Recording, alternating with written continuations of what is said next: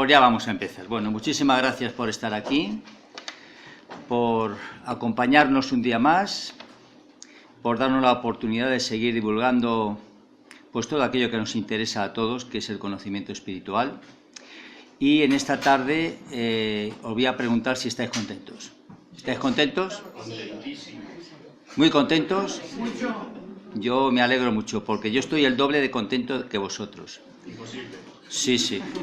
Y os lo voy a explicar ahora. Primero porque en esta tarde tenemos la visita de un amigo de esta casa, de Miguel Pedrero. Él es periodista, escritor, ha publicado alrededor de los 15 libros. Le veréis en multitud de programas de televisión. Él es uno de los colaboradores de La Rosa de los Vientos. También acompaña a veces en el Espacio Miguel Blanco, con Miguel de Espacio en Blanco. Y también veréis cantidad de artículos que ha publicado en las revistas Año Cero, de la que es redactor precisamente, Enigma, Más Allá, etcétera, etcétera. Y entre los libros que ha publicado, pues el último, que es este que tenéis aquí, que es el título de la conferencia, es por lo que estoy el doble de contento de lo que dije al principio. Primero, porque él está aquí, y segundo, por la publicación de este libro. En este libro, pues yo no sabía que Miguel era espiritista, porque todo lo que ha investigado a lo largo de todo este tiempo y que ha redactado y que ha puesto en esta obra, que para mí me parece extraordinaria, sobre todo porque confirma lo que la doctrina de los espíritus hace más de 160 años nos ha dicho a través de los espíritus. Nos habla de Dios como una entidad no antropomórfica, naturalmente, esa energía, todo aquello que en el espiritismo hablamos.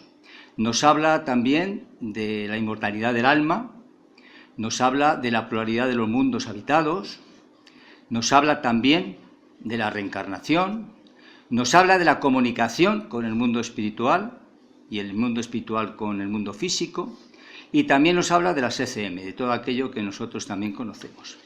Por lo tanto, él confirma científicamente pues todo aquello que los espíritus nos han transmitido a lo largo de todo este tiempo.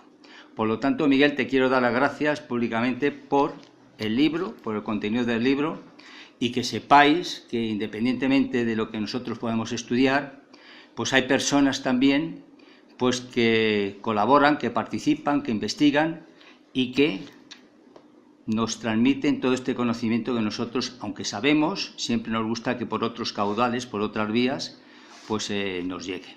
Miguel, esta casa ya sabes que es tuya, adelante, y repito, muchas gracias por todo aquello que has estudiado, que has visto, que has verificado y que nos estás transmitiendo. Muchas gracias y te recibimos con un aplauso. Te dejo el libro que luego me lo tendrás que dedicar, de verdad, ¿eh?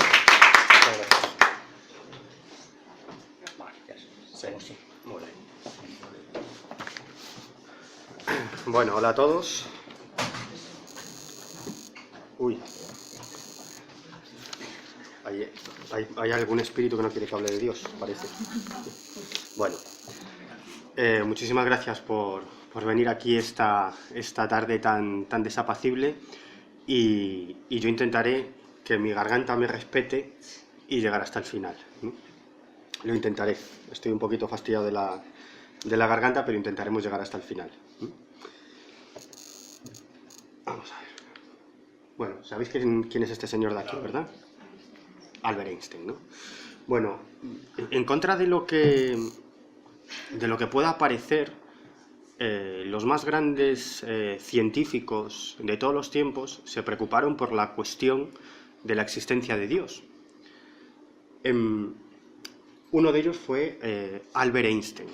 Él, cuando se refería a Dios, al principio de todo, a la inteligencia creadora, como le queráis llamar, él siempre hacía una analogía que yo creo que es muy interesante. Él decía que los científicos, respecto a Dios, o respecto a la búsqueda de Dios, son como un niño que entra en una biblioteca enorme, llena de libros, en diferentes idiomas. Y el niño no entiende nada, incluso puede tomar un libro en sus manos y leer algunos párrafos, probablemente no entienda ni siquiera el idioma en el que está escrito ese libro. No entiende nada.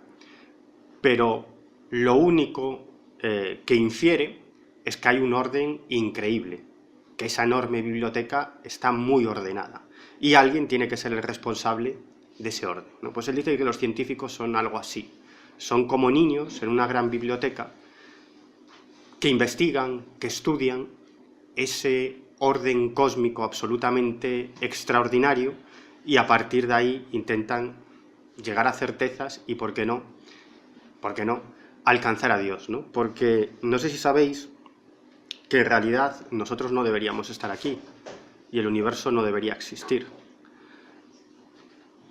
Es tal la coincidencia, es tal el equilibrio de las fuerzas fundamentales de la física que hacen posible que exista la materia, que desde el punto de vista estadístico ni el universo debería existir, ni nosotros deberíamos existir. Bueno, este es Albert Einstein, ¿no? Os acabo de contar anteriormente lo que decía Albert Einstein sobre Dios. Por eso he escrito este libro, para buscar a Dios. Le comentaba a Fede a la entrada aquí de la charla, mientras estaba esperando, que tras la publicación del libro, pues bueno, hice muchas entrevistas, que es algo que agradezco. Y algunos periodistas me preguntaban, ¿dónde está Dios? ¿No? Y yo, muy serio, los miraba fijamente y les decía, lo tienes enfrente de ti. Entonces me miraban con una cara como diciendo, este se está riendo de mí, o peor, se lo cree de verdad.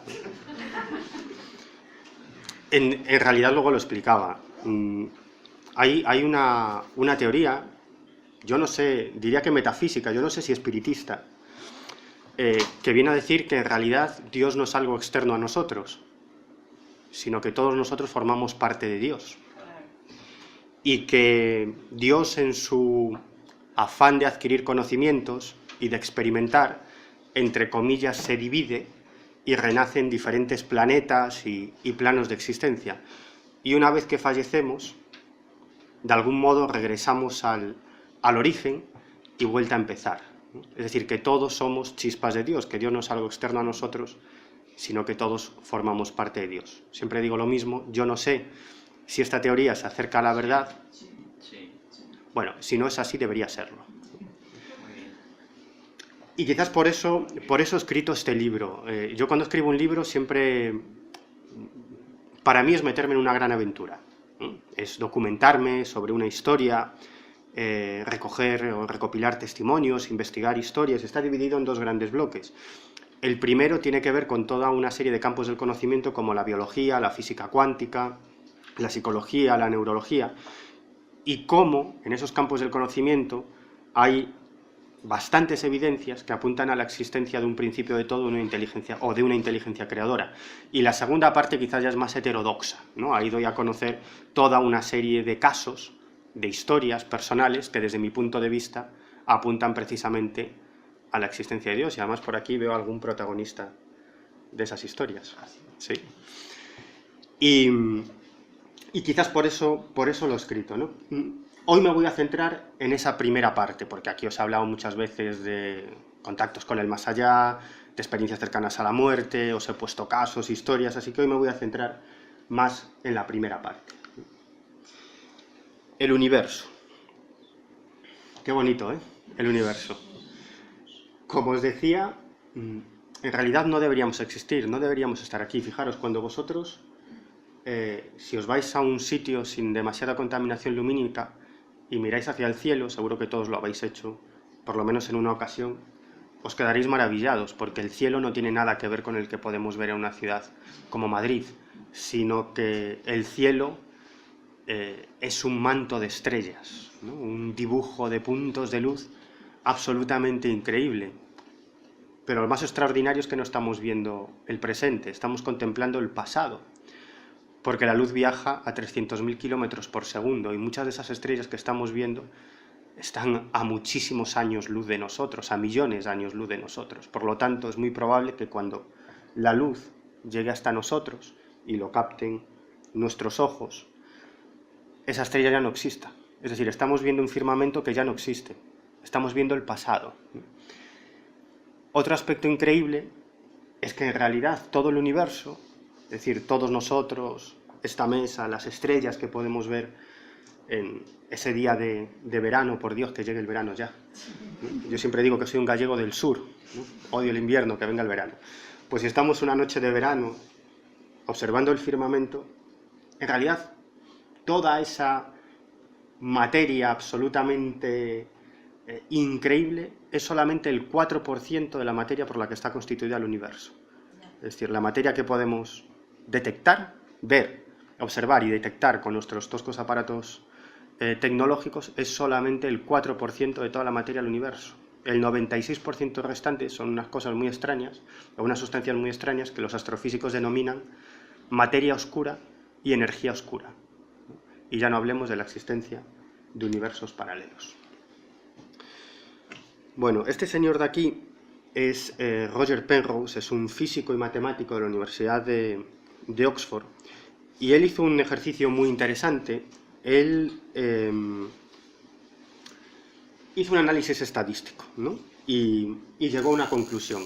¿Qué posibilidades hay, desde el punto de vista estadístico, de que exista nuestro universo, ¿no? Y él, según el análisis que él y su equipo realizaron, existe solamente una posibilidad entre 10 elevado a 10 elevado a 123. Bueno, esta cifra, 10 elevado a 10 elevado a 123, es algo tan increíble que nuestro cerebro ni siquiera está preparado para imaginarse una cifra de esas características. Es decir, fijaros que en todo el universo, solamente existen 10 elevado a 78 átomos. Es decir, si ponemos detrás del 10 78 ceros, es decir, detrás de un 10 78 ceros, ese es el número de átomos que existen en todo el universo. Bueno, pues esta cifra de Roger Penrose, es decir, una posibilidad de que exista nuestro universo entre 10 elevado a 10 elevado a 123, es todavía mucho más exagerada, o sea, una cifra increíblemente más alta que este 10 elevado a 78. O sea, imaginaros qué poco probable es que exista el universo y qué poco probable que existamos nosotros. Otro científico de primer nivel es Richard Swinburne. Él es profesor emérito de filosofía en la Universidad de Oxford también, y él realizó la siguiente declaración: las investigaciones científicas recientes sobre la estructura fina del universo, su sorprendente orden, ¿no? Su increíble equilibrio. Pues él dice, las investigaciones científicas recientes sobre la estructura fina del universo demuestran que la materia inicial y las leyes de la naturaleza tenían que presentar cualidades realmente especiales para que en el mismo pudiera evolucionar la vida.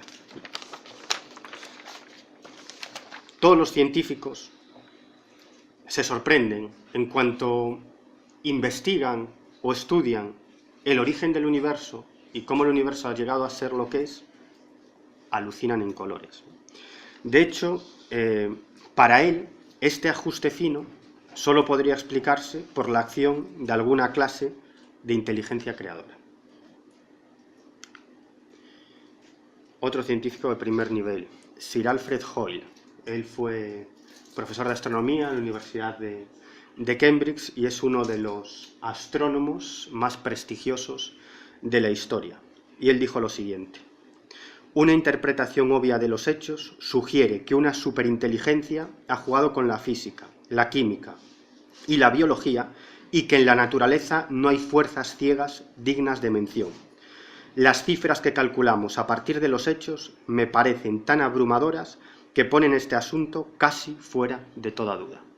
Está hablando de la existencia de una inteligencia creadora. Él siempre ponía un ejemplo. Dice, esto es como si, imaginaros que pasa un tornado por encima de un montón de basura y por cuestiones del azar, cuando el tornado pues, se ha ido, ha desaparecido, ese montón de basura acaba convertido en un Boeing 727 con combustible y pilotos dispuesto para despegar, ¿no? Es absurdo, ¿no? Él decía, sí, podéis hacer todos los estudios estadísticos que queráis, ¿no? Y podemos llegar a la conclusión que os he dicho anteriormente, ¿no? Una posibilidad entre 10 elevado a 10 elevado a 123, es decir, Eso nunca se produce. De hecho, los estadísticos opinan que una cosa que pueda suceder en una ocasión, o que exista una posibilidad de que suceda entre 10 elevado a 50, no ha sucedido nunca jamás en toda la historia del universo, ¿no? Es imposible. Pues imaginaros esta cifra, 10 elevado a 10 elevado a 123, ¿no? Es algo tan increíble que es que no podemos llegar ni a hacernos una idea de lo que significa eso. Y luego os hablaba antes del equilibrio cósmico absolutamente fascinante que hace posible la existencia de nuestro universo. Y es que el universo no está constituido solamente por la materia, ¿no? Es decir, esa materia que observamos, podemos medir y detectar, y esa energía oscura y materia oscura, sino que hay mucho más. Es decir, el universo funciona porque existen una serie de leyes de la física, una serie de leyes fundamentales. 4 son las principales: la interacción nuclear fuerte, la interacción nuclear débil, el electromagnetismo y la gravedad.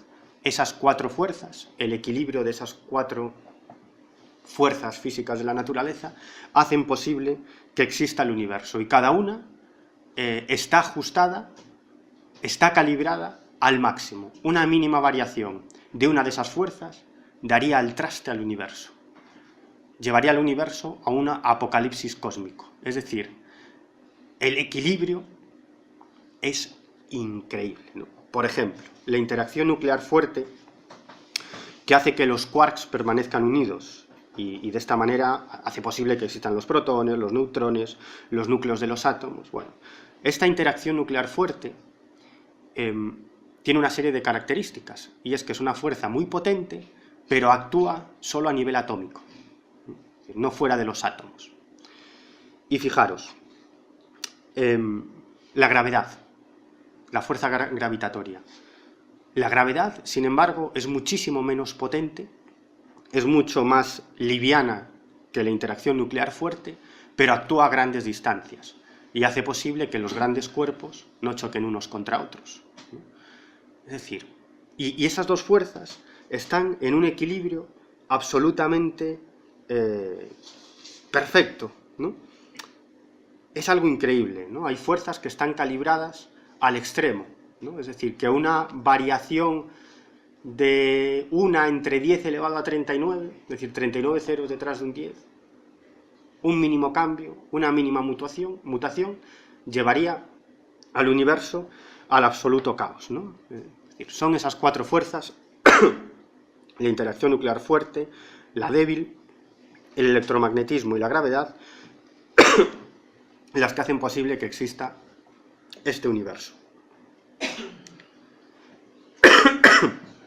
Bueno, ahí vemos los grandes cuerpos que existen precisamente gracias a la realidad o a la existencia de la fuerza gravitatoria, ¿no? Bueno, Freeman Dyson es otro físico y matemático de primer nivel, y él precisamente... Vale. Muchas gracias. Si está fría, te miro la mitad del agua. Mira, ahí tengo, vale, mejor. Solo un poquito. Sí, gracias. Está muy fría. Si quieres, de hecho, Mm. llena ese vaso. Ya está, suficiente. Gracias. Suficiente. Sí. Caramelo de miel y limón. Vale, gracias.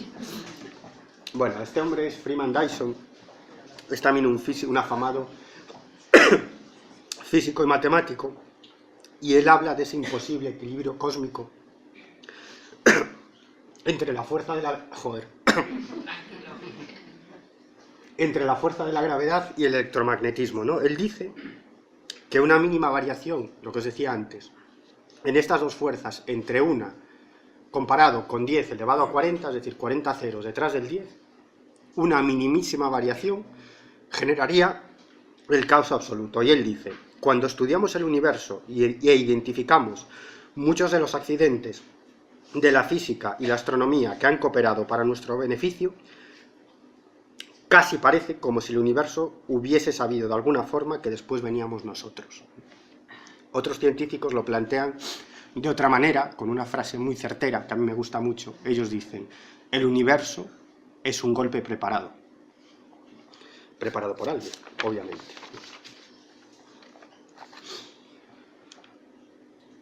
El Big Bang. ¿Cómo surgió nuestro universo? Ese es uno de los grandes enigmas, ¿no? Y es curioso porque los físicos y los astrofísicos se han acercado muchísimo a la verdad. De hecho, pueden desplegar toda la creación del universo prácticamente desde una milmillonésima de segundo. Es decir, a partir de ahí pueden desplegar la creación del universo. Lo que les falta es precisamente lo que existía antes de esa milmillonésima de segundo.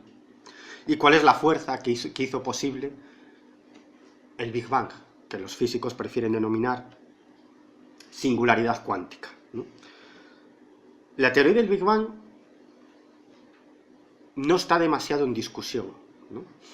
Puede haber variaciones sobre la teoría, pero hay una serie de elementos que la validan, ¿no? Por ejemplo, la distribución de los elementos químicos del universo es tal como predice la teoría del Big Bang. La datación de los elementos más antiguos del universo es de unos 14.000 millones de años, ¿no? Que es cuando nació el universo, tal como predice la teoría del Big Bang. Y sobre todo lo que ocurrió en el año 1965, cuando estos dos astrofísicos que veis aquí, Arno Penzias y Robert Wilson, estaban trabajando en su observatorio y detectaron una serie de aberraciones que no comprendían. Y en un primer lugar, en un primer momento, pensaron que se trataba, dicho claramente, de mierda de pájaro, que estaba manchando la superficie del radiotelescopio.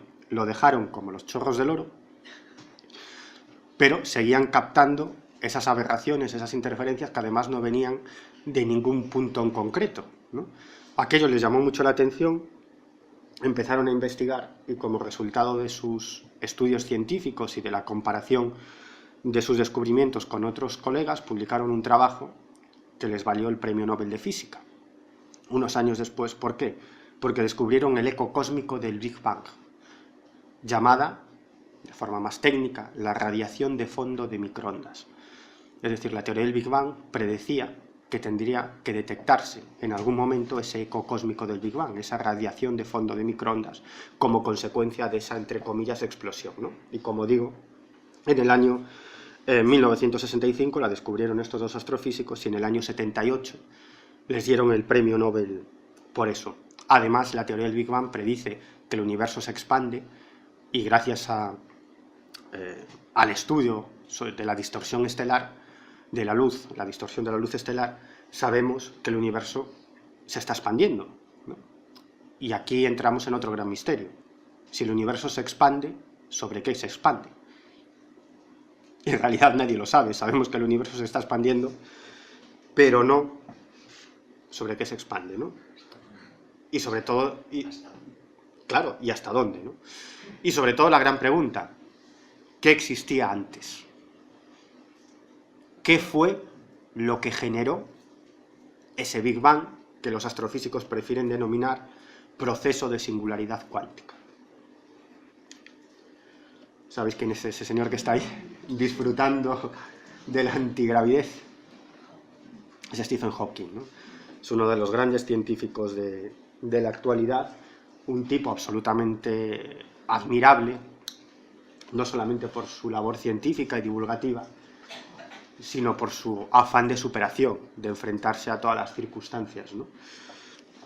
Bueno, pues Stephen Hawking abandera a un grupo de físicos y astrofísicos que son ateos.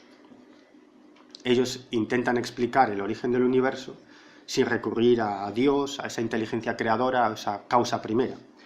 Entonces ellos echan mano de un argumento pseudocientífico.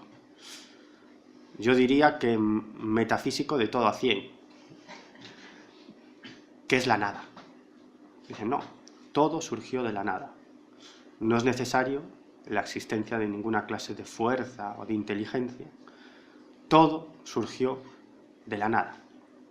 Pero decir que todo surgió de la nada es como decir idem, como decir nada. Porque nadie puede hacerse una idea de lo que es la nada. En realidad es un juego de palabras más cercana a la metafísica de todo a 100 que algo serio. Pero claro, como lo dice Stephen Hawking, pues todo el mundo lo aplaude, ¿no? Pero yo creo que ya hace años que superamos eso del principio de autoridad. No porque lo diga un físico muy importante o un científico muy importante, tiene por qué ser verdad. Y en realidad no hay nada que apoye o argumente esa teoría. Y además, los científicos que definen esta propuesta olvidan algo, lo que os decía antes, que el universo no solamente está constituido por la materia, sino por una serie de fuerzas físicas. En el caso de nuestro universo son esas 4 que os he enunciado anteriormente: la nuclear fuerte, la nuclear débil, el electromagnetismo y la gravedad. Bueno, pues existiera lo que existiera antes del Big Bang, aceptemos pulpo como animal de compañía, ¿vale? El pulpo puede ser un animal de compañía, oye, cada uno. Y aceptemos que existía esa nada, que es indefinible, es algo inconcreto, pero aceptemos que existía esa nada, ¿no? Una fuerza mecánica ciega del universo, esa nada. Pero claro, para que esa nada fuese lo que fuese, existiese, en esa nada tendrían que existir alguna clase de fuerzas fundamentales. ¿Quién creó esas fuerzas fundamentales? Seguimos en lo mismo. En realidad, es una pregunta sin respuesta. Si le preguntáis esto a un físico, sea cual sea su visión del mundo, un físico honesto, la respuesta que os dará, estoy seguro, es que es una cuestión que no tiene solución porque está más allá de la física. Un físico no puede responder una pregunta que está más allá de su campo de estudio, que está más allá de la física, porque es imposible ofrecer una respuesta de algo que existía antes de nuestro universo. Y los físicos lo que estudian son las fuerzas fundamentales, es la naturaleza, es la esencia de nuestro universo. Cómo responder a algo que existía antes de nuestro universo.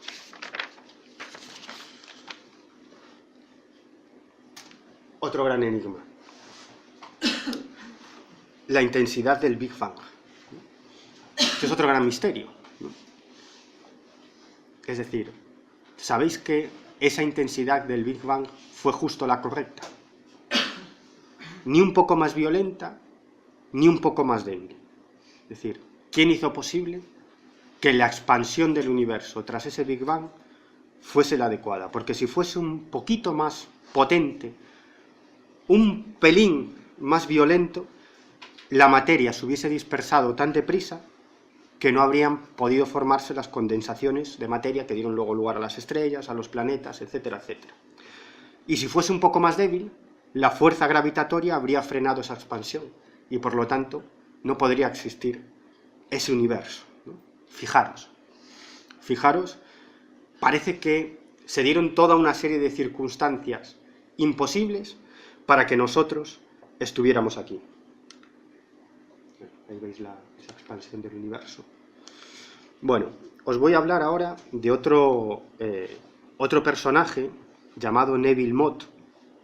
Él es premio Nobel de Física en el año 1977 y él, en un determinado momento, él era profesor en la Universidad de Cambridge y lo invitaron a un ciclo de conferencias sobre ciencia y religión. Él no estaba nada interesado en cuestiones religiosas ni le interesaba lo más mínimo.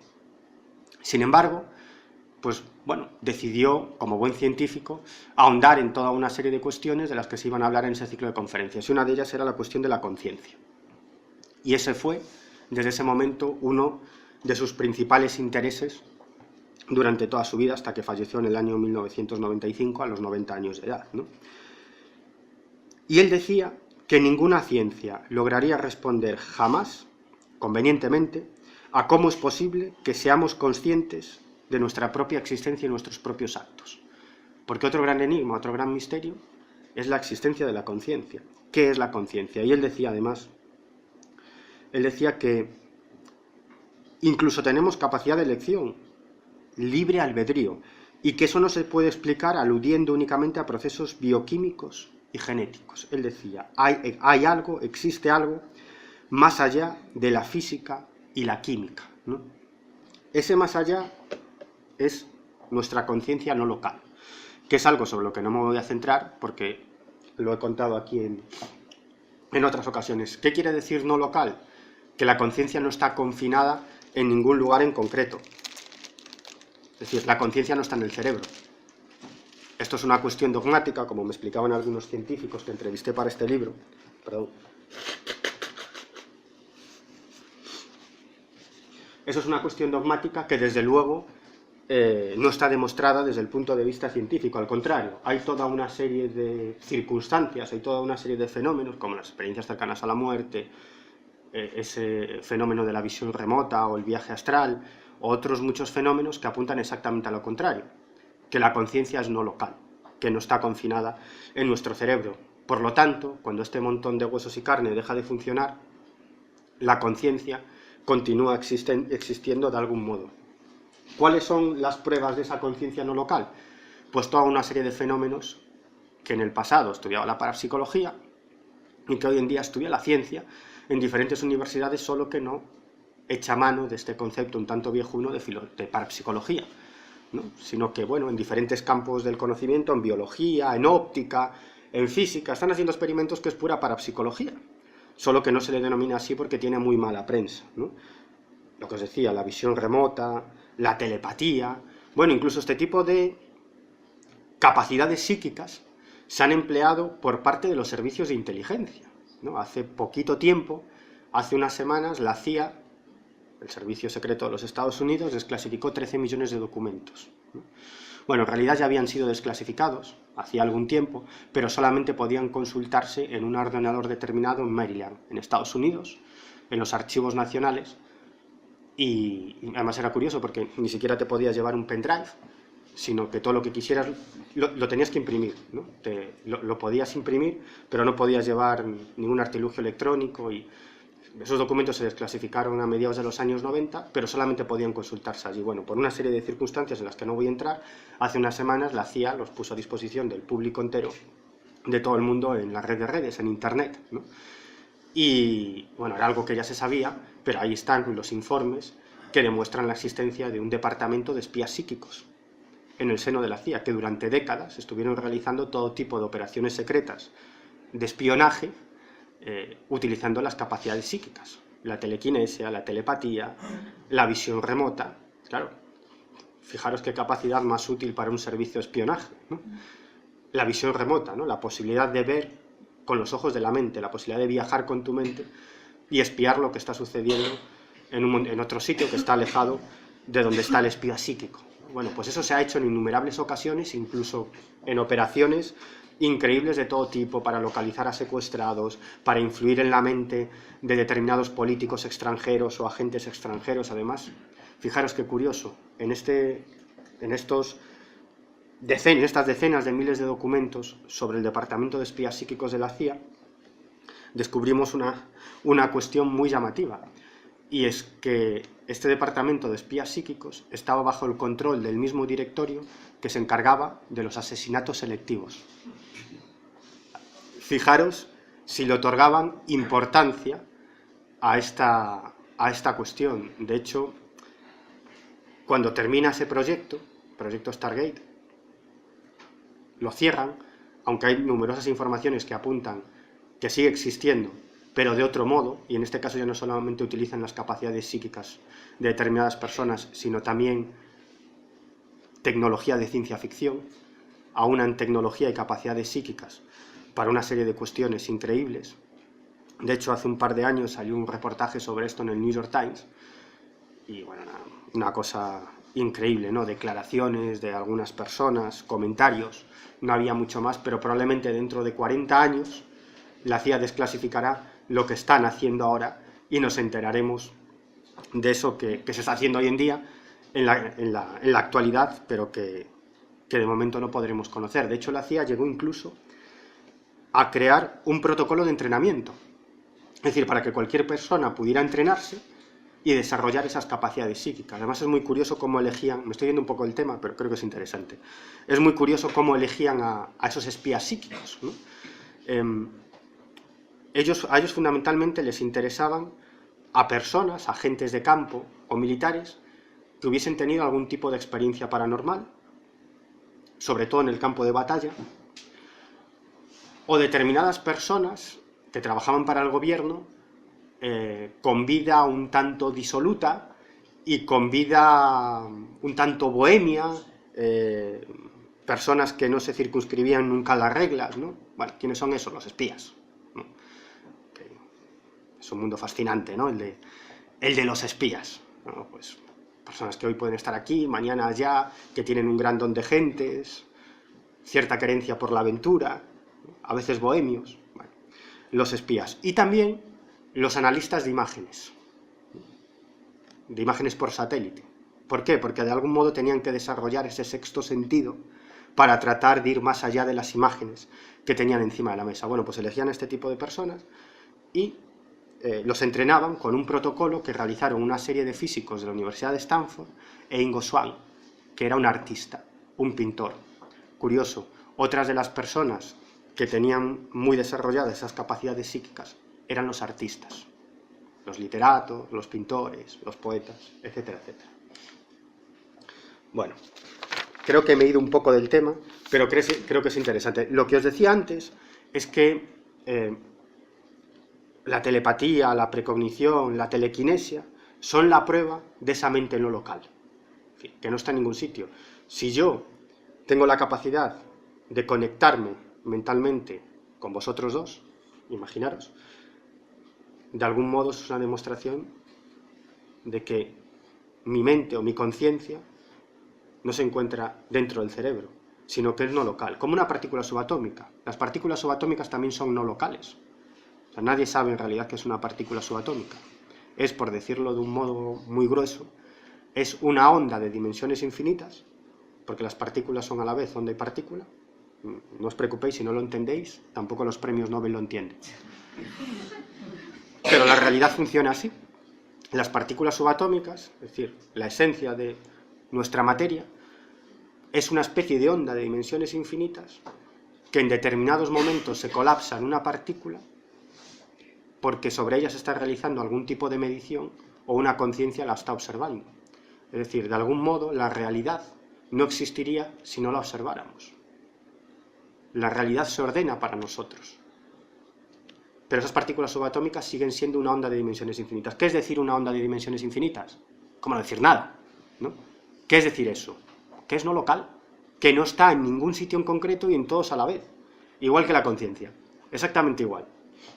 Bueno, este señor que veis aquí se llama Dan Radin, él es psicólogo, trabaja en el Instituto de Ciencias No Éticas, que es un instituto que recibe fondos privados y públicos y donde se están realizando algunas de las investigaciones más fascinantes en el campo de la conciencia, de la interacción de la mente sobre la conciencia, etcétera, etcétera, etcétera. Ahí solamente trabajan científicos de primer nivel. Bueno, pues tanto Dan Radin como Dick Bierman, que es profesor de psicología en la Universidad de Ámsterdam, realizaron una serie de experimentos muy sencillos, pero que los resultados son increíbles. Es muy sencillo. Ellos ponían a una serie de personas, a una serie de voluntarios, delante de un monitor. Y en ese monitor, cada 5 segundos, iban pasando una serie de imágenes. Y estas personas tenían conectados a su cuerpo una serie de sensores que medían su ritmo cardíaco, su presión sanguínea, la conductividad eléctrica de su piel, etcétera, etcétera, etcétera, ¿no? Lo que querían medir eran las reacciones del sistema nervioso ante esas imágenes que cada 5 segundos iban apareciendo en ese monitor. La mayoría de las imágenes pues eran neutras. Una casa, pues, un tenedor, una cuchara, un plato. Pero cada cierto tiempo aparecían imágenes de una enorme potencia emocional.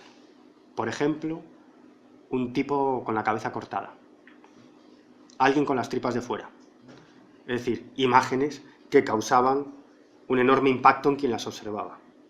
Bueno, lo que descubrieron es que aproximadamente un segundo antes de que aparecieran estas imágenes,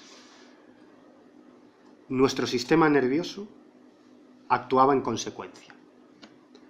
Antes de que aparecieran, se preparaba para el impacto que iba a recibir.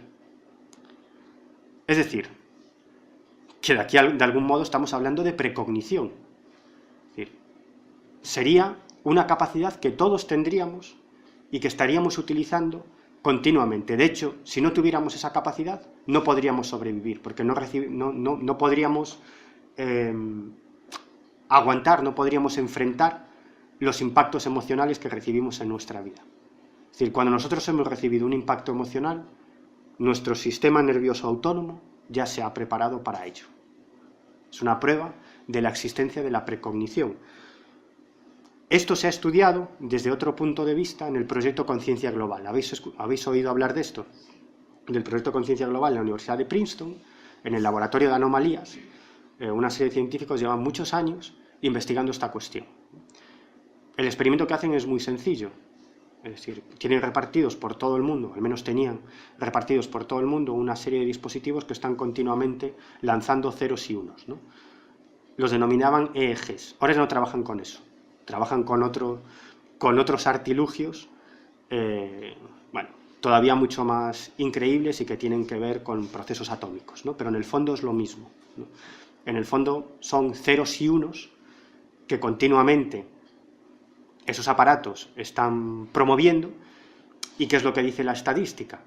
Que cuando pasa un cierto nivel de ceros y unos, se produce un equilibrio entre esos ceros y unos, prácticamente al 50-50. Bueno, pues lo que han descubierto, y hay una serie de ordenadores que están constantemente midiendo el equilibrio entre esos ceros y unos. Pues lo que han descubierto es que cuando se produce un fenómeno a escala mundial que genera un gran impacto en las mentes de todos nosotros, se produce un desfase entre esos ceros y unos. Por eso lo denominan proyecto conciencia global, porque aludiría a la existencia de una conciencia global, de algún modo la unión de las conciencias de todos nosotros. Pero luego os hablaré más de esto, luego ahondaré en esto. Pero descubrieron algo todavía más interesante, que en muchas ocasiones, antes de que se produzca este impacto, 1 hora antes, 1 hora y media antes, 2 horas antes, ya se produce ese desfase entre ceros y unos. Es exactamente lo mismo que pasaba con el experimento que os acabo de contar de Dick Bierman, que también realizó Dan Radin, que veis en la foto. Es exactamente lo mismo, pero en este caso era individual, con una persona. El proyecto Conciencia Global lo que hace es trasladar este experimento a nivel global, midiendo las reacciones de las conciencias de todos nosotros. Esto pasó, por ejemplo, durante los atentados del 11S. Se produjo un desfase estadísticamente muy significativo, pero ese desfase comenzó aproximadamente 2 horas antes de que se produjeran los atentados del 11S. Ocurrió algo muy similar con la muerte de Lady Di. Es decir, son fenómenos que impactan en la conciencia colectiva de la humanidad, fundamentalmente por esa amplificación que realizan los medios de comunicación, ¿no?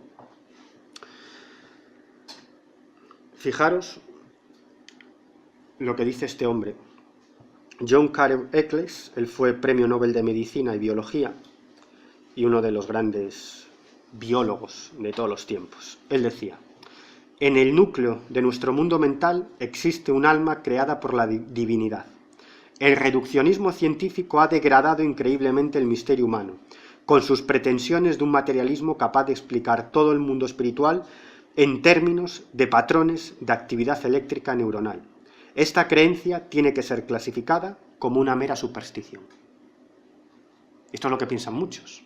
Es decir, ese dogma muy asentado en el mundo académico tan materialista en el que nos movemos, según el cual mente, conciencia y cerebro son prácticamente lo mismo y están todos en el cerebro, como dice Eccles, solamente puede ser clasificado como una mera superstición. De hecho, los científicos materialistas explican el complejo proceso de la conciencia simplemente como procesos físicos, ¿no? Como flujos de materia y energía moviéndose con el cerebro. En el fondo, no deja de ser una visión de la realidad cercana al mundo de Newton, que ha sido ampliamente superado. No es que Newton no tuviera razón, gracias a Newton avanzamos mucho, pero después vinieron otras muchas cosas. Newton concebía el universo como una especie de reloj, con un montón de artilugios mecánicos. Por lo tanto, no había ningún secreto. Si conocíamos el funcionamiento de todos los artilugios, podíamos conocer perfectamente el funcionamiento del universo, de la mente, de la conciencia, del modo de actuación de las personas. Esto es algo absolutamente equivocado. La física cuántica ha demostrado que no tiene ninguna razón de ser. Pero el mundo académico todavía se agarra a esta visión newtoniana del mundo cuando hace más de 100 años que la física cuántica lo ha cambiado todo, pero ellos siguen agarrados a esta visión newtoniana, ¿no? Y también en el mundo de la biología o de la neurología, que el dogma es ese, ¿no? ¿Qué es la conciencia? procesos físicos, flujos de materia y energía. Bueno, tiene poco sentido, ¿no? Hoy en día muy poca gente lo defiende. Bueno, este señor que veis aquí es Pim van Lommel, es uno de los científicos que entrevisté para este libro, para Dios existe. No os voy a contar las investigaciones que realizó Pim van Lommel, porque ya os lo conté aquí en otra ocasión, pero su estudio, su investigación científica, la de él y de su equipo, que tardaron prácticamente 10 años en llevarla a cabo y que publicaron en la revista científica médica más importante del planeta, que se llama The Lancet, demostraba, era un estudio sobre las ECMs, experiencias cercanas a la muerte, demostraba que la conciencia era independiente del cuerpo físico. Esa fue su conclusión, y la de su equipo. Bueno, aquí lo veis un poco la de Adler, ¿no? Bueno, este es su libro, Más allá de la vida, traducido al español por Ediciones Atalanta, que es lo mejor que se ha escrito sobre la cuestión de las experiencias cercanas a la muerte. Y Pim van Lommel vincula el ADN, observa el ADN como una especie de conector o de coordinador personal entre nuestro cerebro y esa conciencia no local. Además, él se refiere a una tenue luminosidad que emiten todas las células y que no se sabe muy bien por qué, y cuyo origen es el ADN. Y desde su punto de vista, su teoría, y la de otros científicos, es que esa tenue luminosidad que emiten todas las células, cuyo origen es el ADN, es ese conector entre nuestro cuerpo físico y esa conciencia no local. ¿Sabéis quién es este hombre? Es Erwin Schrödinger, ¿no? Uno de los grandes... Sí, el del gato de Schrödinger, ¿no? Uno de los grandes físicos de la historia, de toda la historia. Fue premio Nobel de Física, por supuesto, y Schrödinger se interesó muchísimo, por la cuestión de la existencia de Dios. De hecho, él era un ávido lector de los Vedas y estaba muy interesado en toda una serie de filosofías orientales. Eso le ayudó mucho en sus investigaciones en el campo de la física. Y Schrödinger se refería a la pluralidad de las mentes de los organismos. Él decía: la pluralidad de las mentes de los organismos vivos constituyen, en el fondo, una realidad ilusoria, tal como preconiza el budismo.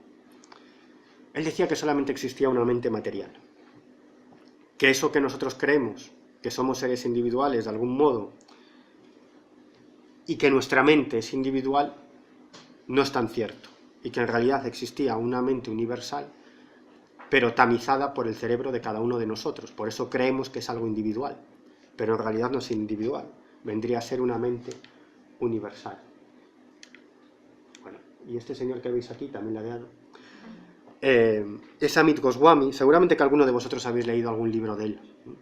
Él ha sido, ahora está jubilado, él ha sido profesor de ciencia teórica en la Universidad de Oregón. Además se nota que es un tipo inteligente porque tiene encima de la mesa unas revistas de año cero, lo cual demuestra su inteligencia.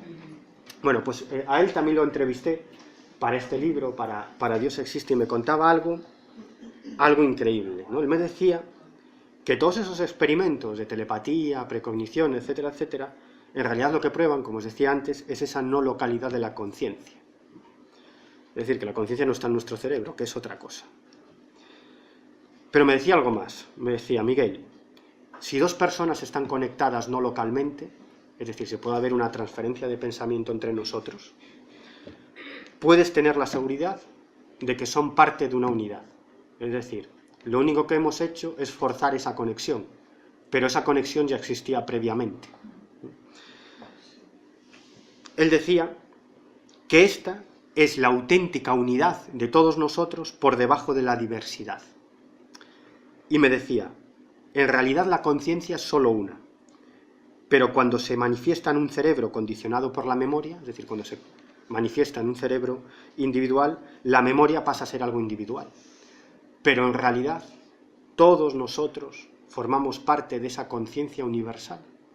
Por lo tanto, si existe la telepatía, es muy probable que exista esa conciencia universal, es decir, la conexión es previa. Lo único que hacemos es forzar esa conexión. Hay un experimento en física cuántica que consiste en hacer vibrar al unísono dos partículas subatómicas. Se llama un proceso de coherencia cuántica, ¿no? A partir de ese momento, cuando haces vibrar al unísono dos partículas, quedan indefectiblemente unidas para toda la eternidad. Y no importa la distancia espacial a la que se encuentren. Puede estar una partícula subatómica en un lugar del universo y la otra en el otro extremo, que cualquier acción que generes sobre una de esas partículas produce una causa, produce un efecto en la otra partícula subatómica de modo instantáneo. Es decir, de algún modo están conectadas. Yo siempre digo que la telepatía en el fondo no es más que un proceso de coherencia cuántica, porque en el fondo ¿de qué estamos constituidos todos nosotros? De partículas subatómicas.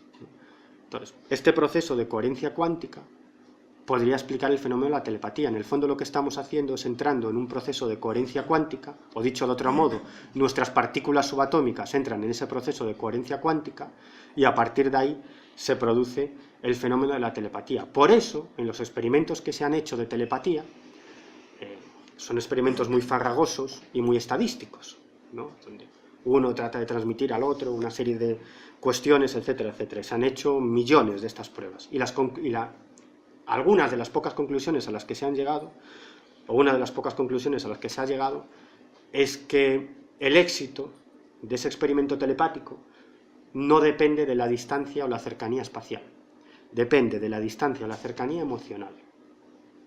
Es decir, si realizamos ese experimento con nuestro padre, con nuestro hermano, o con nuestro hijo, o con nuestro amigo del alma, obtendremos mayores resultados que si lo hacemos con una persona que no conocemos de nada. ¿Por qué? Porque con esas personas tenemos una relación y hemos entrado en ese proceso de coherencia cuántica previamente. Bueno, no sé si a lo mejor me estoy yendo un poco... No sé si lo estáis entendiendo, ¿no? Yo estoy intentando explicarme bien. Bueno, todavía no vamos aquí. Antes os hablé de Alfred Hoyle. Alfred Hoyle se interesó también muchísimo, no solamente por la cuestión del Big Bang o del inicio de nuestro universo, sino también por el surgimiento de la vida en nuestro planeta, que es otro gran misterio, otro gran misterio. Él decía, en realidad esta teoría, que la vida tuvo que ser creada por alguna clase de inteligencia, es tan obvia que uno se asombra de que no sea aceptada como algo autoevidente. Las razones de que no sea aceptada, esta visión del mundo, esta teoría, decía él, son psicológicas antes que científicas. La materia inerte no puede generar vida por sí misma sin una intervención deliberada. Esto es cierto. Todos habéis estudiado, todos lo hemos estudiado en el colegio, el experimento de la sopa primordial. Bueno, es un poco ridícula, ¿no? Ese experimento de la sopa primordial, pues nos decía... Bueno, lo que era meter... O sea, el experimento consistía... Se hizo en el año 1953 en la Universidad de Chicago. Fijaros cuánto ha llovido. Hoy en día no hay nadie que se la crea, ¿no? Consistía en introducir en una vasija con agua un compuesto formado por una serie de sustancias inorgánicas, como moléculas simples de metano, amoníaco, hidrógeno, vapor de agua, y luego someterlo a una serie de chispas, ¿no? Que, bueno, harían... o simularían esos rayos primordiales, ¿no? Que habrían impactado contra una charca o contra un agua, un lago o algo, donde hubiera esos elementos inorgánicos, y casi como en la novela de Frankenstein, ¿no? Cuando impacta ese rayo, de forma casi mágica, esos elementos inorgánicos dan forma a una célula, ¿no? Ridículo. Se ha hecho muchas veces el experimento este de la sopa primordial, y como decía Alfred Hoyle, oiga, hagan ustedes el experimento de la sopa primordial en la bañera de su casa, que al final lo único que obtendrán es un montón de mierda. Y es verdad, porque lo único que obtiene son una serie de aminoácidos, pero es que los aminoácidos tienen que ensamblarse de forma absolutamente perfecta para crear una proteína. Y esa unión, ese ensamblamiento de los aminoácidos es un proceso tan complejo, y solamente se puede realizar con la ayuda de otra célula viva. Por lo tanto, ¿cómo se podría haber hecho si no existía ninguna célula? Y es un proceso tan complejo, y es que las proteínas es solo uno de los elementos de la célula. Solo uno de esos elementos, pero tiene otros muchos. que tienen que estar en una armonía y actuar de una forma que cuando estudias el funcionamiento de una célula, alucinas. ¿Cómo puedo explicar el experimento de la sopa primordial, la creación de una célula?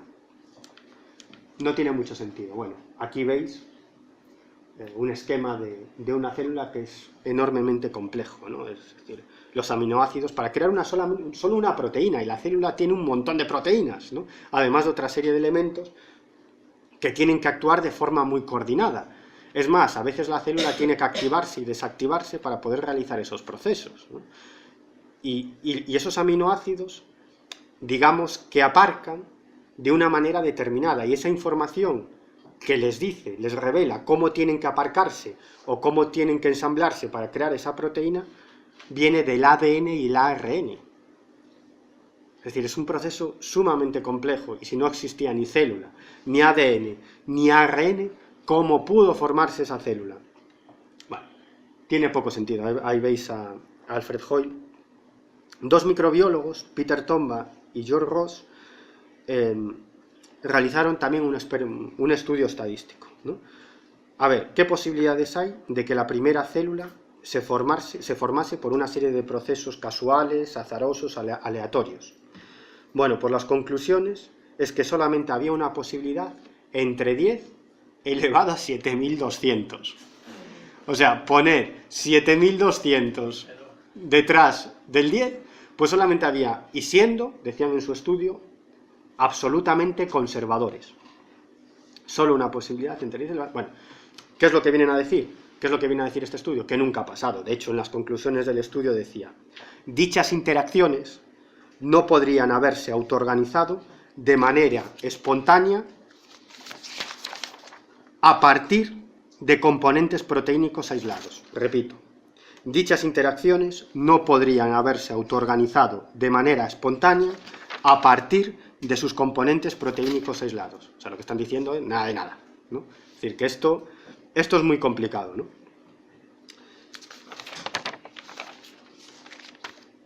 Por lo tanto, pues, bueno, este señor que veis aquí, este es Francis Crick, ¿no? Por lo tanto, pues bueno, los científicos actualmente, los biólogos, los microbiólogos, pues tienden a mirar hacia el espacio. Dicen, vale, como la vida es muy difícil explicar cómo pudo crearse, pues ya está. La solución es la teoría de la panspermia. Llegó a bordo de un meteorito. Cayó la Tierra y por eso se formó la vida.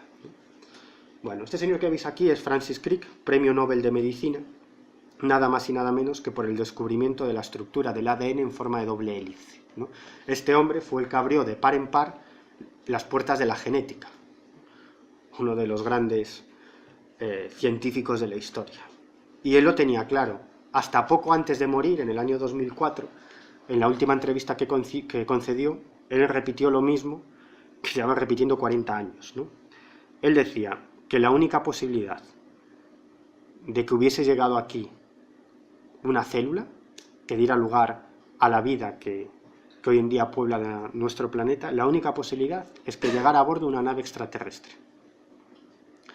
Es igual que hables...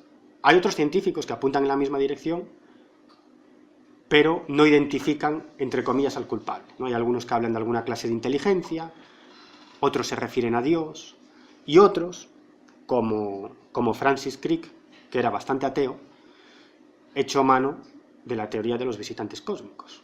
Dice, no, esto solamente pudo llegar a bordo de una nave extraterrestre. Decía, en ningún meteorito, o sea, ninguna célula puede aguantar o puede resistir un viaje interestelar. Es absolutamente imposible. De hecho, nunca se ha descubierto ninguna célula en ningún meteorito, ¿no? Están deseosos todos los astrofísicos, todos los físicos, todos los biólogos. En el momento que se descubra eso, podrán aplaudir con las orejas, ¿no? Dirán, esta es la explicación, ¿no? Pero de momento no se ha encontrado. Y Francis Crick dice, ni se ha encontrado ni se encontrará, porque una célula no puede resistir ese viaje interestelar.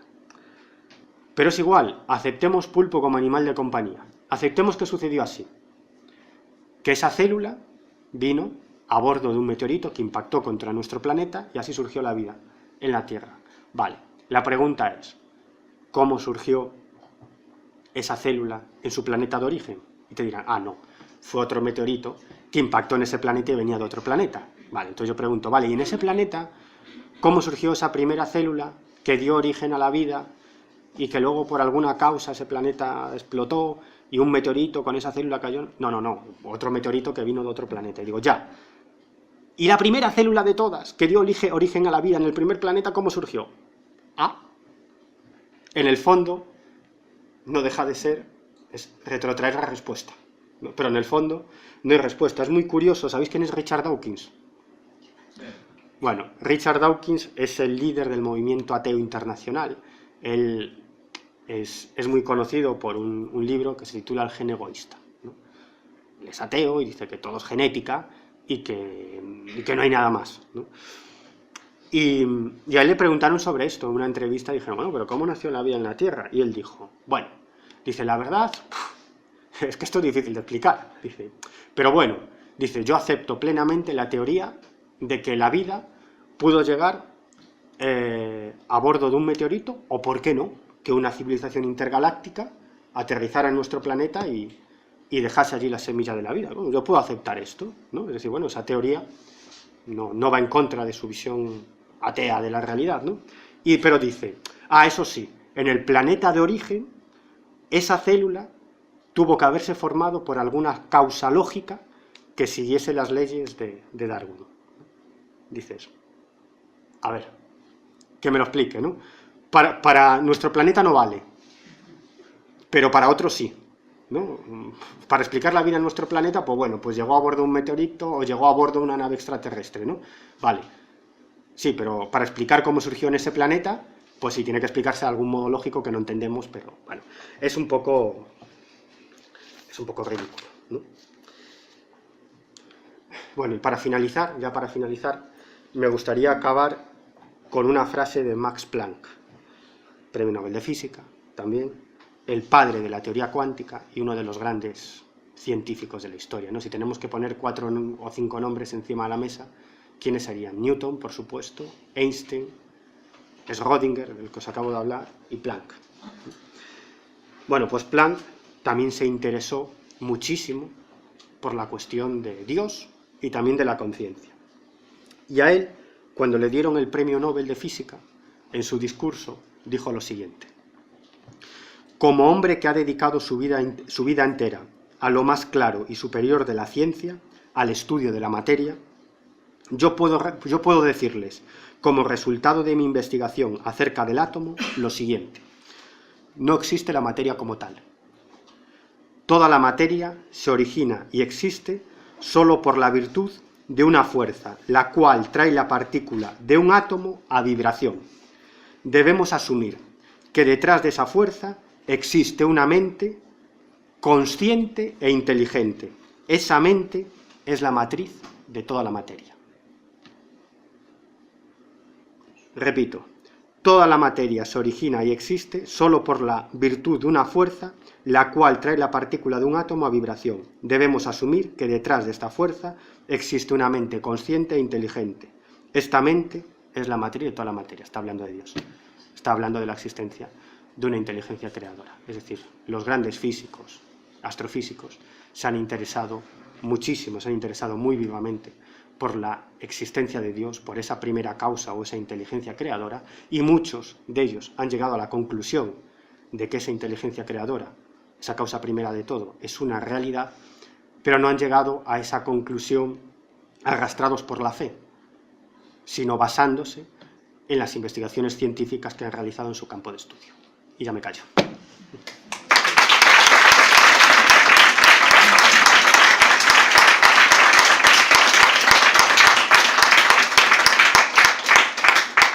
Bueno, aunque ha sido un poco accidentado esto, ¿no?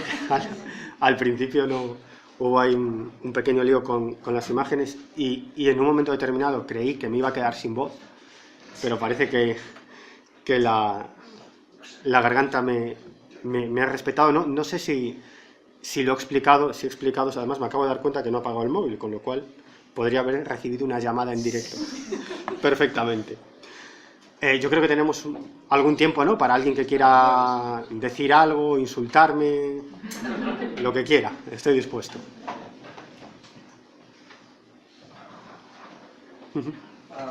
Mira, esa analogía que has hecho sobre el Boeing 747, Sí.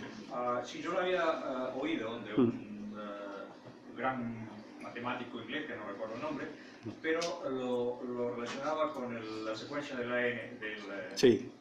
que decía lo siguiente, que la posibilidad de que eso se hubiera originado, digamos, de alguna manera, eran menores que si un gigantesco tornado pasara por un hangar, desmenuzara el gran Boeing 747 hasta el último tornillo, y un rato después pasara otro tornado, y después de pasar el Boeing 747 estuviera totalmente otra vez armado. O sea que era matemáticamente imposible de que el genoma hubiera sido un producto del azar. Pues fíjate, más increíble todavía. Sí, sí, absolutamente. Más increíble todavía. Más. Bueno, yo, Sí. después de investigar tanto, ¿qué conclusión llegaste a respecto del universo? Si crees que el universo tiene sobre nosotros algún cierto, ¿cómo puedo explicar? Si puede, ¿cómo puedo explicar? Si tiene influencia sobre nosotros. Tener influencia, sí. Mira, no conocemos prácticamente nada del universo. Prácticamente nada. Hasta hace nada, ni siquiera mirábamos para arriba. Caminábamos mirando para el suelo. Pero es que esto ha sido de antes de ayer. En la mínima región del universo que han captado nuestros toscos aparatos tecnológicos, han descubierto que existen del orden de unos 300.000 millones de galaxias. 300.000 millones de galaxias. Y cada una de esas galaxias contiene del orden de 300.000 millones de estrellas. Y esto es en la minimísima región del universo que han logrado captar nuestros toscos aparatos electrónicos. ¿Nos podemos imaginar lo que hay por ahí? Y ya no hablemos de la existencia de universos paralelos, que es algo que no ha sido demostrado desde el punto de vista físico, pero sí desde el punto de vista teórico. Y no es una teoría heterodoxa, sino es la mayormente aceptada, la teoría más aceptada en el campo de la física cuántica, la existencia de universos paralelos. De hecho, uno de los experimentos, o los experimentos que están realizando en el CERN, en el famoso acelerador de partículas, tiene que ver, uno de los objetivos fundamentales es encontrar pistas, evidencias, si quiere indirectas, de la existencia de esos universos paralelos. O sea, fijaros en qué realidad nos movemos. Fijaros en qué realidad nos movemos. No sabemos nada del mundo que nos rodea. Es que no somos nada. Es que no somos nada. Nuestro planeta es nada. En un determinado momento los seres humanos nos creímos que la Tierra era el centro del universo. Y luego descubrimos con gran desazón que en realidad era un planeta cualquiera en los suburbios de una galaxia cualquiera, que no éramos nada importante. Pero bueno, todavía nos quedaba nuestro planeta y dijimos, no, somos los reyes de la creación. Nosotros somos los reyes de la creación, ¿no? En este planeta es nuestro, nosotros hemos sido hechos a imagen y semejanza de Dios, ¿no? Luego descubrimos que resulta que los animales tienen conciencia, tienen sentimientos, sufren, y que no son tan diferentes a nosotros. Dijimos, pues a lo mejor hay que darles derechos a estas cosas que andan por aquí, ¿no?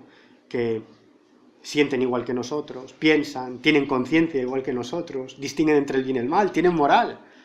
Pues esto es una verdad científica, no me voy a centrar en esto, ya lo he contado en otras ocasiones, ¿no? Dijimos, vaya, y ahora, hace unas décadas, hemos descubierto otra cosa más increíble, y es que las plantas también son seres inteligentes y probablemente conscientes.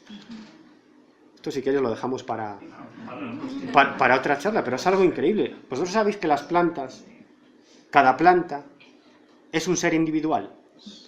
Como cualquier ser vivo, estudia el entorno y toma una decisión basada en ese entorno, pero una decisión individual. Es decir, dos plantas de la misma especie ante la misma problemática no actúan de la misma manera. ¿Por qué? Porque cada una tiene su carácter y protegen a sus retoños y se comunican entre ellas, tanto por las raíces, por donde se pasan nutrientes, como por el aire. Emiten olores que las plantas pueden captar y no sabemos hasta qué punto, pero los neurólogos vegetales han llegado a la conclusión de que tienen un lenguaje mucho más rico y complejo del que nos podemos llegar a imaginar. Se avisan cuando aparece un depredador. Es decir, son seres inteligentes que actúan de manera individual. Fijaros, es decir, si es que no sabemos nada ni siquiera del mundo que pisamos, ¿no?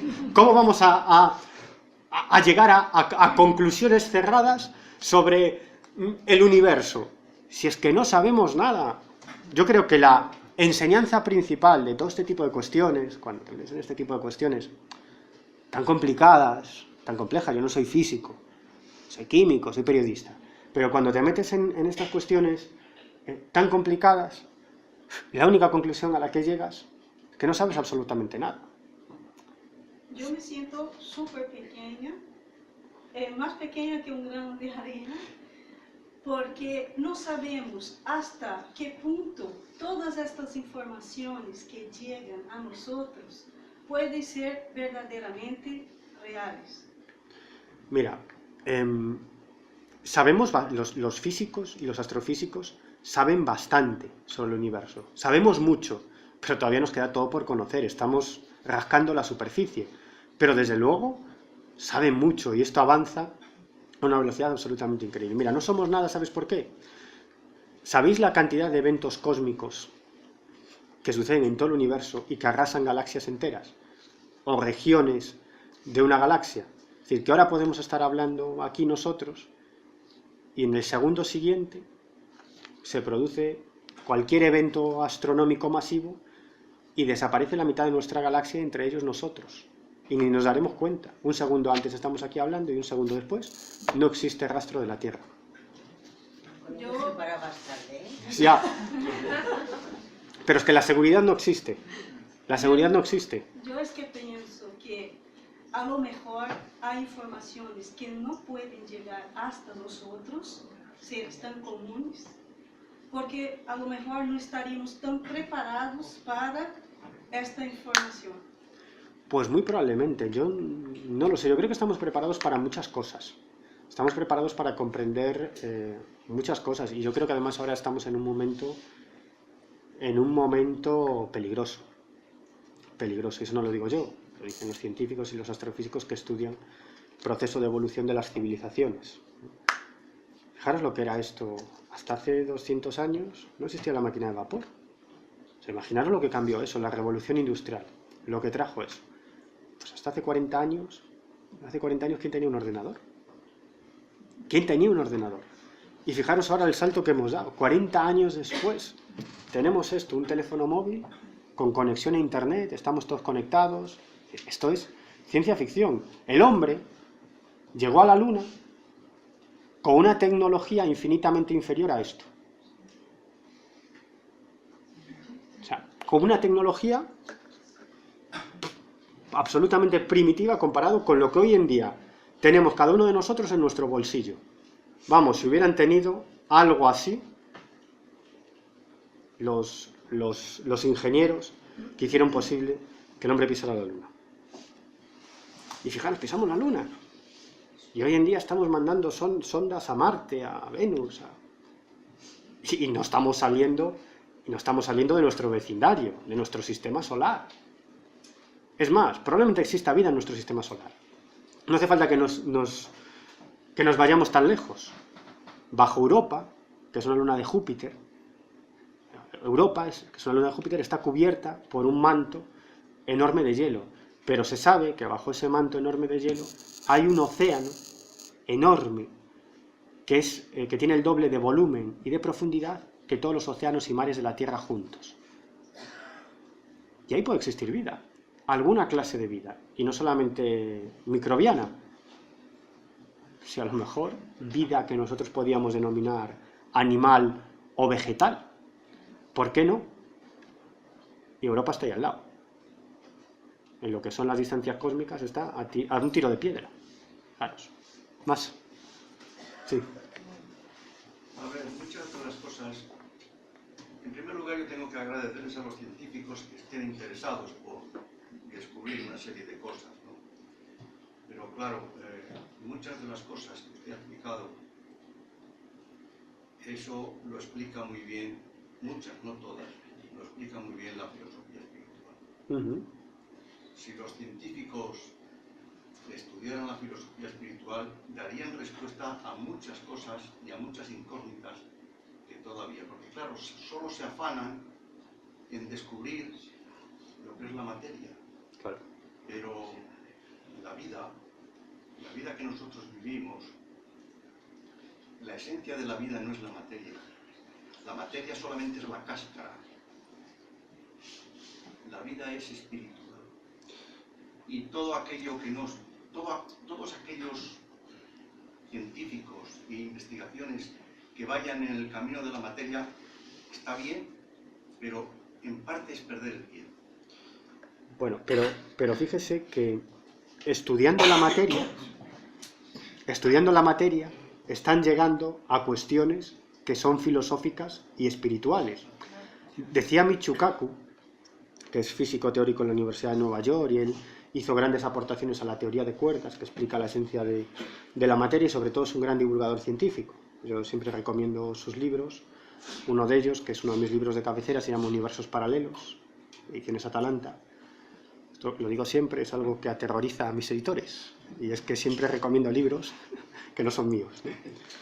Que no son el libro del que estoy hablando, pero es ridículo, ¿no? El mundo está repleto de libros que cuentan cosas interesantes y mucho más interesantes que el mío, ¿no? Entonces, de lo que se trata es de que todo el mundo pueda acceder a esa información. Bueno, se llama Universos Paralelos. Pues Michio Kaku decía que ahora mismo no se necesitan tantos físicos, sino que se necesitan filósofos que sean a la vez físicos, pero sobre todo filósofos. ¿Para qué?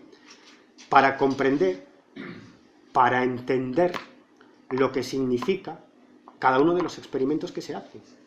Porque las repercusiones que pueden tener a nivel físico, a nivel material, o incluso a nivel tecnológico, o incluso a nivel espiritual, son tan enormes que los físicos no tienen tiempo para pararse en eso. Es decir, hacen sus experimentos y dicen, esto es lo que pasa. Sí, pero lo que pasa tiene una serie de implicaciones increíbles. Por eso dice que se necesitan filósofos con grandes conocimientos de física, es decir, que tengan a la vez formación filosófica y a la vez formación científica, para comprender las implicaciones de cada uno de esos experimentos. Es decir, que en el fondo, estudiando la materia, estamos llegando a otras cosas, porque la física cuántica ya es más filosofía o metafísica que física en sí misma. Mira, hablabas antes de la conexión telepática de las personas. Eso lo entendemos aquí por la sintonía. Vamos a ver, cuando nosotros oramos, hacemos una oración, fíjate si estamos lejos.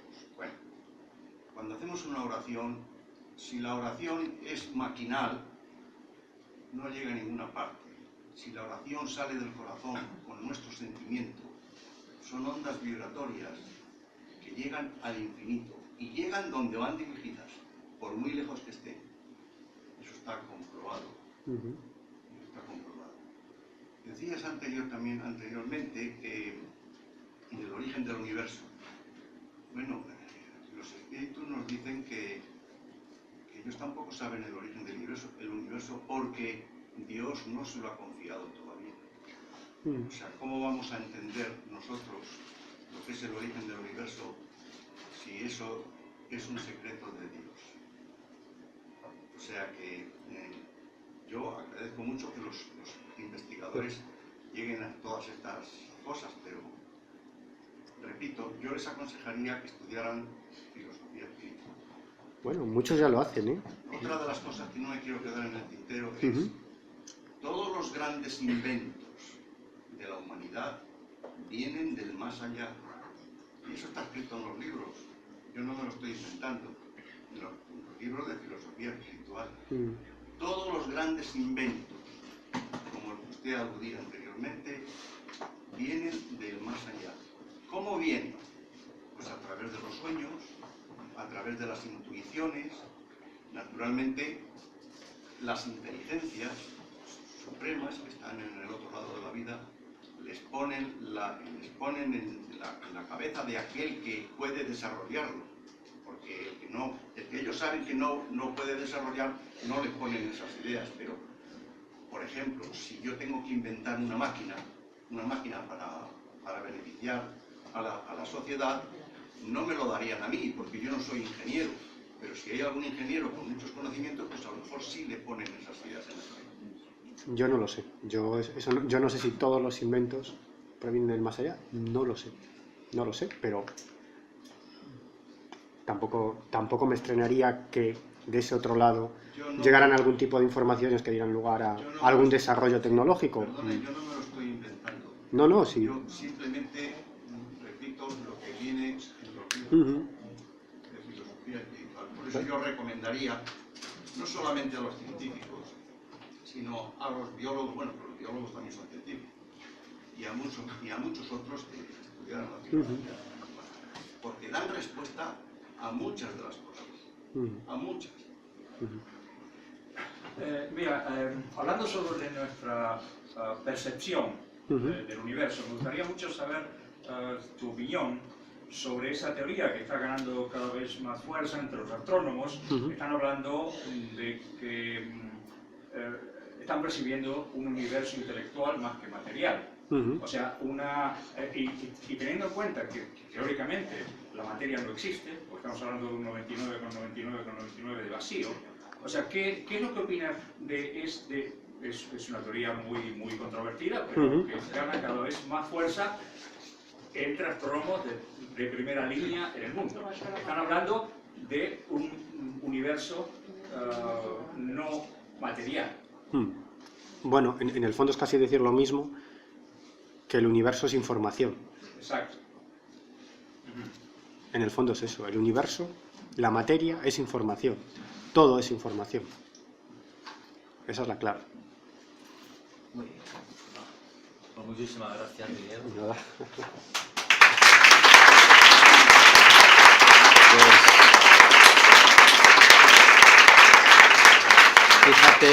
Fíjate que el enigma de Dios siempre ha estado presente en la vida del hombre, ¿no? De hecho, Allan Kardec, el codificador de la doctrina espírita, la primera pregunta que realizó a los espíritus precisamente era ¿qué era Dios, no? Y como tú muy bien has dicho hace un rato, es la inteligencia suprema, causa primera de todas las cosas.